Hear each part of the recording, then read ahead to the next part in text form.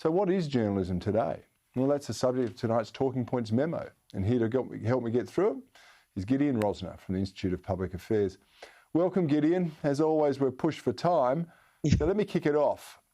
Journalism can be defined as the production and distribution of reports on current events based on facts and supported with proof or evidence.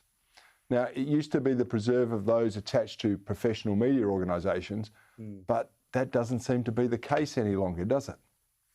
Well, that's right. And with every advent of new technology, journalism has advanced from the printing press to the radio journalism to television journalism to cable television and cable news. But all the way you've had, the old newspaper barons or major media companies controlling content and controlling information, or at the very least owning these journalistic outlets. Now what you are seeing with social media is the rise of citizen journalism and small independent journalistic outlets, because the barrier to entry is so low now. Back in the day, you needed a printing press or a broadcasting tower to set yourself up as a news outlet.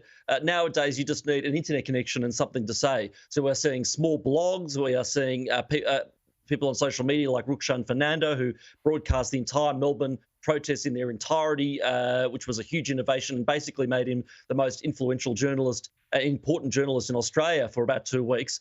Those people are now eating into the market share of major news outlets. And we as consumers of the news have more power than ever before to choose where we get our news and current affairs information from. And we are much more, if we know what we're doing, we can be much more informed as a result.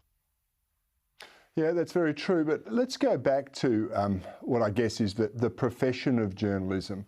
Now, talking point number 2, according to the Journalist Code of Ethics, journalists commit themselves to honesty, fairness, independence, respect for the rights of others. They scrutinise power, but they also exercise it, and they should be responsible and accountable. Now, that's in their Code of Ethics, Gideon, and yet you can look around the mainstream media outlets, the legacy outlets, and some of the examples I gave earlier, and you realise that this Code of Ethics doesn't apply to a great many people who are peddling propaganda in today's day and age. No, it doesn't, and that's because I guess as a society, or the cultural left puts less of a premium on truth and open debate, and has brought into this idea that some ideas are dangerous and counterproductive and unhelpful.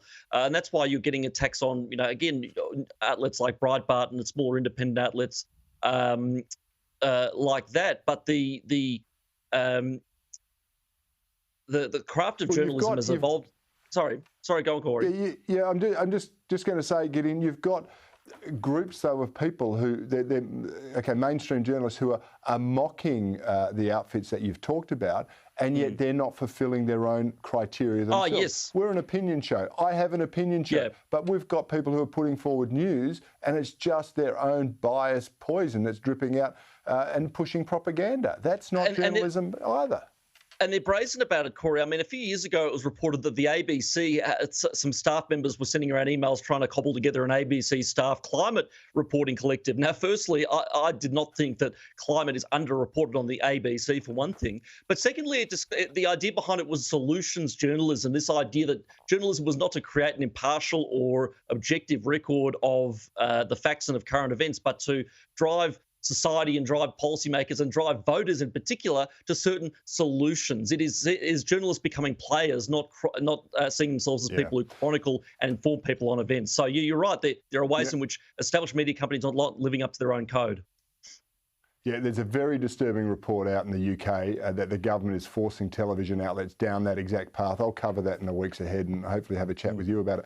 Okay, I've got to finish up on this. Outfits like Project Veritas, WikiLeaks, and even some blog sites, they're often dismissed as not legitimate journalistic endeavours, even though they break important news stories today. And a lot of the legacy media are just left to follow along.